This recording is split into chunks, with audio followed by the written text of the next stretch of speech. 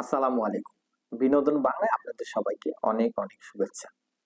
AFC Asia cup মূল পর্বে অস্ট্রেলিয়াতে বাংলাদেশের মেয়েরা তাদের প্রথম খেলায় শক্তিশালী চীনের মুখোমুখি হবে ৩রা মার্চ বাংলাদেশ সময় দুপুর ২টায়। বাংলাদেশ দলের প্রস্তুতি কেমন? বাংলাদেশের মেয়েদের প্রস্তুতি মোটেও ভালো হয়নি। বিশেষ করে শেষ বেলার যে প্রস্তুতিটা সেটা একেবারেই ভালো হয়নি। এটার বেশ কিছু কারণ আছে, সেটা হচ্ছে বাংলাদেশ ফুটবল ফেডারেশন তাদের কথা রাখতে পারেনি।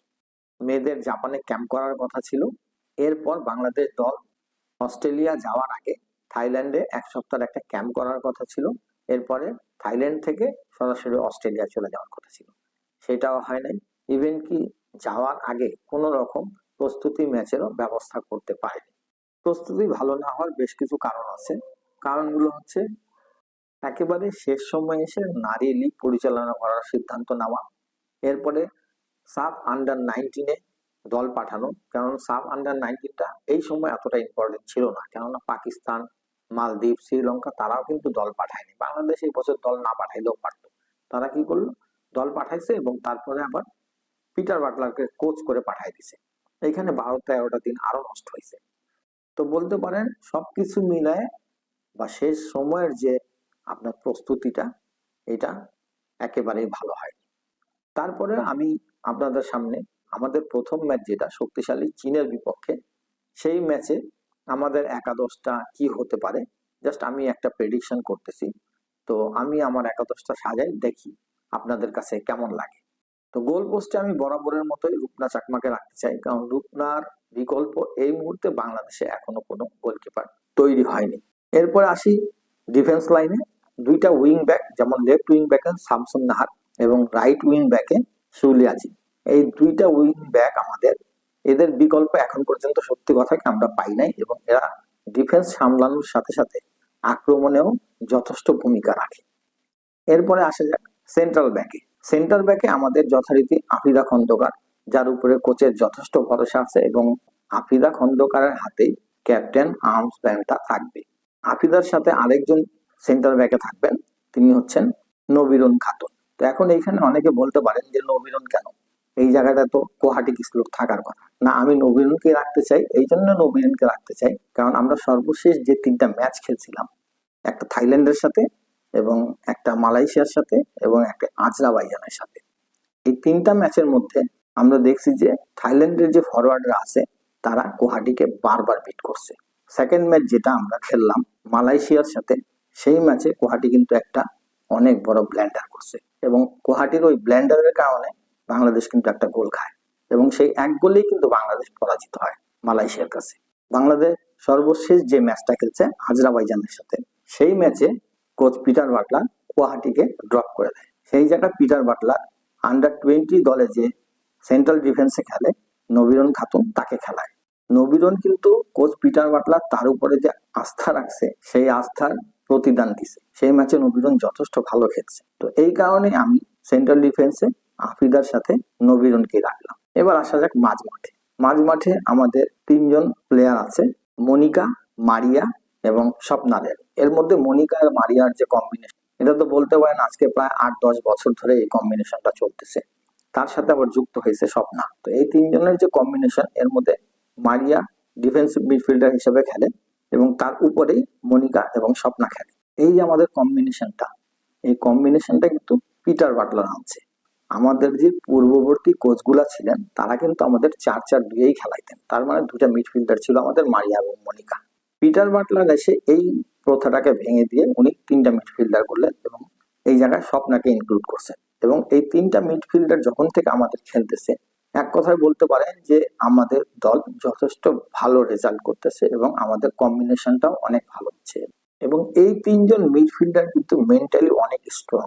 এই 3জন মিডফিল্ডারের প্রেসিং, তাদের ট্যাকেলিং, তাদের বল ডিস্ট্রিবিউশন এবং শোল্ডার টু শোল্ডার চ্যালেঞ্জে যে কোনো দলের জন্য অনেক বড় চ্যালেঞ্জ হয়ে যেতে পারে।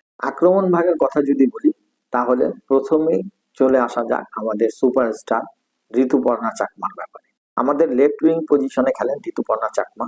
ঋতুপর্ণা চাকমার যে গতি, এই গতির কাছে কিন্তু অপোনেন্ট বারবার পরাজিত হয়, এবং আমরা কিন্তু মূলত বেশ কিছুদিন ধরেই বলতে পারেন যে ঋতুপর্ণার চাকমার উপরেই বেস করে আমাদের অ্যাটাকটা হয়।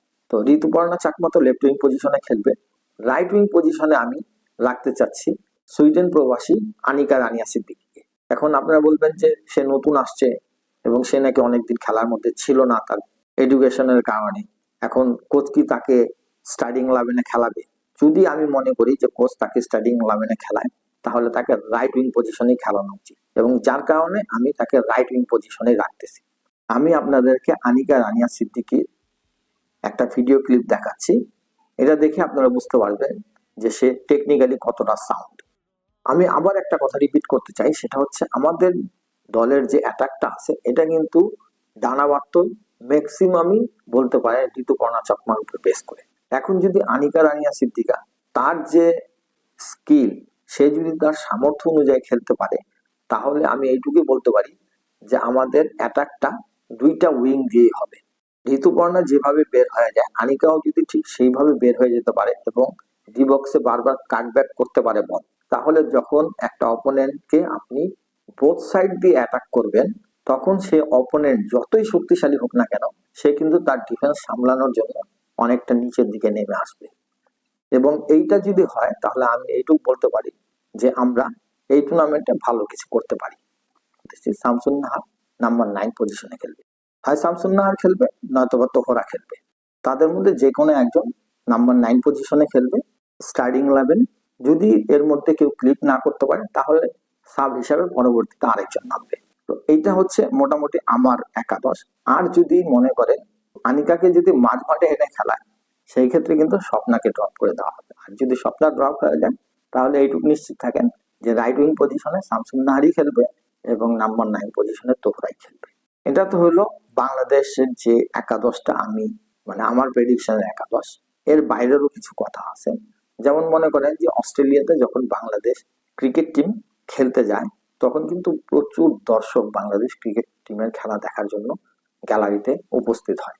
এই 11 জনের বাইরেও প্রচুর দর্শক মাঠে যাবে বাংলাদেশের মেয়েদের খেলা দেখার জন্য এবং তাদেরকে সাপোর্ট করার জন্য।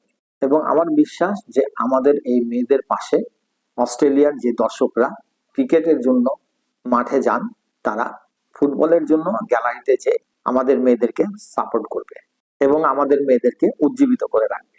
যদি আমাদের বাংলাদেশের সাপোর্টার থাকে, তাহলে আমার বিশ্বাস যে আমাদের মেয়েরা 3টা ম্যাচে 90 মিনিট তাদের নিজেদেরকে উজাড় করে দিবে। এবং এই মেয়েগুলা কিন্তু অনেক কঠিন বাস্তবতার মুখোমুখি হয়ে আজকে এই জায়গায় আসছে।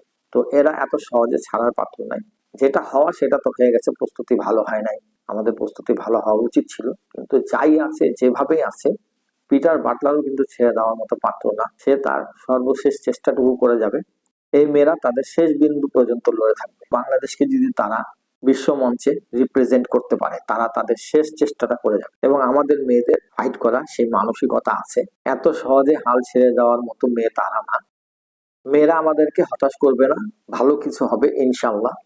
তো ভিউয়ার্স, আমার কন্টেন্ট যদি আপনাদেরকে ভালো লেগে থাকে, তাহলে লাইক সাবস্ক্রাইব করে আপনাদের পাশে থাকার সুযোগ করে দিবেন। আবার নতুন কন্টেন্ট নিয়ে আপনাদের সামনে হাজির হব ইনশাআল্লাহ। আজকের মতো আপনাদের সবার কাছ থেকে বিদায় নিচ্ছি। আসসালামু আলাইকুম ওয়া রাহমাতুল্লাহ।